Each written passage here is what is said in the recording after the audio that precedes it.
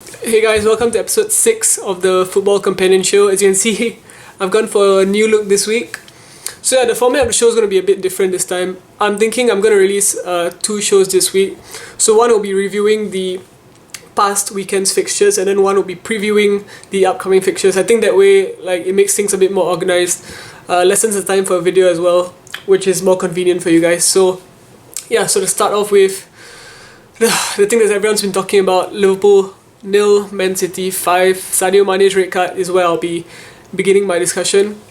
So at the time of the game, I was infuriated. Didn't think it was a red card. I thought it ruined, up till that point, what was a competitive game. Liverpool created some good chances early on. City as well. They obviously got the goal before Mane got sent off. But yeah, so having time to look back, I mean, I can see why the referee's given it, simply because of the nature of the injury. I mean, if you look at Edison's face, it's got stitches all over. So yeah, it was a pretty nasty injury, but on the other hand, he comes out of the box, charging out of the box with his head downward. Like, Sadio Mane as a striker, he has to go for that ball. I mean, he knows if he goes for that ball, he toe pokes it past Edison, it's an open goal. It's 1-1, Liverpool are right back in the game. So there's no way he can't go for that ball. The only thing I would say on the referee's behalf is that the referee has no way of knowing what Sadio Mane is looking at. I know we have the benefit of the replay, so we could see that his eyes were firmly on the ball. But from the referee's point of view, there's no way he could have seen that. So I can see why he's given it. For me personally, if you had video replay involved, there's no way you could have given that as a red card. Simply because, like I said, Edison comes out charging for the ball, head down. Mane's eyes are firmly fixed on the ball. No malice, no intention, no intent to hurt the player. And I know, according to the rules, intent doesn't come into it, which is pretty ridiculous. But yeah, so the only thing that infuriated me was, I know on the day itself I was angry, but the next day when Matt Ritchie goes in foot first for the ball against Swansea, I don't know if you've seen it, he has no intention of playing the ball at all. There was no way he was getting to that ball, and he only got a yellow card for it. So it's really the inconsistency amongst referees that's pretty annoying as a fan. But yeah, like I said, I can see why he's given the red card. But besides that, I mean, that's no reason for Liverpool to go and capitulate, concede further 4 more goals, and just look like they've down tools basically in that game. I mean, this is a problem that Liverpool have had for a while. Not necessarily losing big to the bigger teams, because we don't really lose games like that 3-4 5-0 ever until Saturday, of course. But it's more of a leadership thing. It's just that we have no one there to say, listen, we're a man down, we're playing away at Etihad, we're only a goal down, let's sit back for a bit, let's get tight, let's not concede furthermore until halftime. Let's just be compact. You know, there's no need to push forward at all. I mean, we only had Firmino and Salah up front. They weren't doing much anyway, so let's all sit back, let's compress, let's absorb the pressure and get to halftime at 1-0. You know, you never know. You might get a set piece, you might get a penalty, you might get another dodgy decision. You could easily get back into the game, but for them to just have no game plan whatsoever, to play the same way they were playing with 10 men, with 11 men, I mean, maybe it comes from Klopp. Maybe Klopp's not the type of manager to say, listen, we're going to accept a 1-0 defeat here. Maybe it's the type of manager to go for it, which is a bit naive in my opinion, especially for this game, because now we've lost 5-0, it's completely humiliating, it's demoralizing for the players as well. Doesn't breed any confidence in the team. So yeah, I think that's an issue Liverpool have. I mean, Henderson's our captain. I didn't see him lead the team at all. Wasn't shouting, barking orders at players. Wasn't telling players to get back. Wasn't telling players to stay tight. Wasn't doing any of that. So I think that's something we've lacked for a while. Definitely since Gerrard's gone. I mean, if you have the likes of Gerrard and Carragher in that team, there's no way that team's doing 5-0. I'm sorry, no way that happens. So yeah, that's pretty disappointing. But on the positive for Man City, I mean, they've got a sensational team there. Kevin De Bruyne, I mean, his deliveries into the box are one of the best I've ever seen. The whippage on it, the speed, the pace on the ball.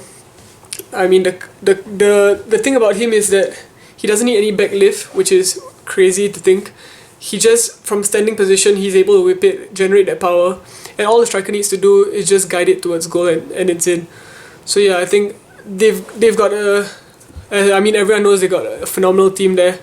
Now they got Mendy, who's an absolute unit on the left, and then they got Walker on the right. It's almost impossible to defend against, especially with 10 men. But yeah, so promising signs for City and worrying signs for Liverpool. I mean, we know their defense is suspect at the best of times, and it really got exposed on that game. The next result, okay, yeah, other half of Merseyside is Everton. I was pretty surprised by this result actually. I thought Everton would do well, at least get a point out of the game. I mean, Goodison was up for it, as they usually are for the bigger home games anyway. But I just think their game plan from the start was all wrong. I mean, you saw their right back, Martina, constantly crossing the ball into the box. But there's no one there to hit it. What's the point? There's no Lukaku there anymore. There's no physical unit there. We know Ronald Koeman wanted to get a striker who could play as a target man, someone like Giroud, someone like Benteke, but they didn't get that guy. So for them to be whipping crosses in aimlessly, it's going to be counterproductive. There's no point doing it. And on Martina, I think his defending is absolutely shocking. I was pretty shocked that when Everton signed him, simply because I didn't really rate him at Southampton. The defending for I think the third or second goal, all over the place, miscued clearance, and then he wasn't aware of what was going on after that. So Martina had a poor game, but just Everton's tactics all around were totally off. I mean, the thing about them is they've got an overload of centre attacking midfielders. I class Rooney as that as well. So Rooney, Klaassen, Sigurdsson, I think they're all trying to achieve the same thing, and then they just get into each other's way. And the thing about that is there's no use having like 4 or 5 centre attacking mates if you don't have someone at the end of it who you can supply. And right now Sandro's not looking like that player that's going to get you your 20 goals. It's going to get you the goals that Lukaku gets you. So that'll be worrying for them throughout the course of the season, unless they can rectify it in January. I mean, they've got a good team. They're a solid base. It's just that striker that they're lacking. And for Rooney, he's not going to be able to make an impact week in, week out. He started his career at Goodison well. Or not his career, I mean he started this season well. But he's not going to be someone who can make a huge impact every week, given his age, given the amount of years he's been playing the game since he was 16. I think he's about 31 now. 30, I'm not too sure, but that's a really long time. So he's going to be someone who comes in, maybe starts one game next week on the bench. Don't forget they've got Europa League as well. So they're really going to have to manage the Rooney situation. So on the other hand though, Spurs, I mean, for me Spurs are one of the best sides at controlling a football game, controlling the pace of the game, dictating what goes on. And their back three are so solid. Davinson Sanchez, I was shocked that none of the bigger sides were in for him. Even your likes of your Barcelona, I would have fancied to have gotten him, because he's such a wonderful player, good on the ball, solid defensively, and he's got Alderweireld and Vertonghen next to him to learn from. That's a perfect partnership for them. Perfect triumvirate at the back. So yeah, they're going to be so hard to beat this season. And going forward, Harry Kane's finally found his boots. We know he doesn't score in August, but he's kickstarted his campaign now in September. Expect him to get another 20-25 goals. To be honest, Spurs could have won 5 or 6 in this game. They were that good. I mean, the movement from Eriksen, Ali and Kane, it's so hard to pick up. And when you add the fact that they've got Aurier at right back and Ben Davies, who I rate really highly, they haven't even got Rose back yet, don't forget. Whether he plays or not is a different issue. I mean, there was a controversy in the summer about him wanting to leave. But yeah, they're just such a good team. So I wouldn't be surprised at all if they make another push for the title. I just think it's almost going to be dependent on their home form, which has been atrocious this season. Yeah, it's the Wembley curse. If they can get over that, then fair play to them, but that remains to be seen. But another impressive result for Spurs away from home. So the other results, Stoke United, I think a draw for United in this game is a good point, to be honest. I know they'll be disappointed because they had the lead, but 2-2 away at Stoke, it's never an easy game. After an international break, they got 3 wins on the bounce. I think the key here was to not lose the game, which they didn't, obviously. So yeah, a point away at Stoke. I've mentioned earlier that I think Stoke will be a tough place to go this season, but for different reasons than they were last time under Tony Pulis. Last time it was the fact that they'll be physical, they'll be lumping it into the box. This time they have more technical players, they play a bit quicker, and they have a really good defender. The addition of Zuma is really going to help them out this season. So yeah, so I think that's a good point from United, in my opinion. The next one is, Arsenal-Bournemouth was a routine victory, but we kind of expect that from Arsenal, When the pressure is on in the big games, they crumble. when people allow them to play football, when the lesser teams allow them to play football, that's when they really thrive and they really get to showcase their talent. But that's not going to be good enough over the course of the season. You're going to need to do it in the big games, and it remains to be seen whether they can still get that done. Their first test they failed miserably 2 weeks ago against Liverpool, so it's really hard to judge Arsenal until we see them play another big team. Then we can see if they've made strides forward or not. So finally it's Crystal Palace Burnley.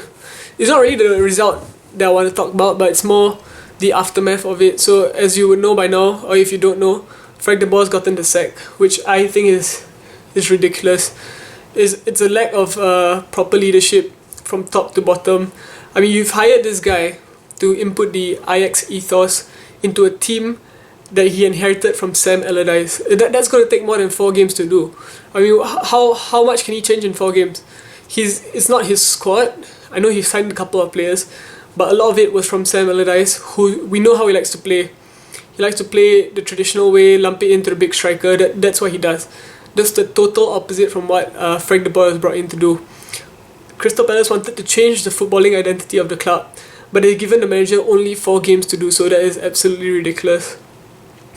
Yeah, and what's worse is the replacement that they got in. Fucking Roy Hodgson, man. How can they think that that's a good idea? It baffles me.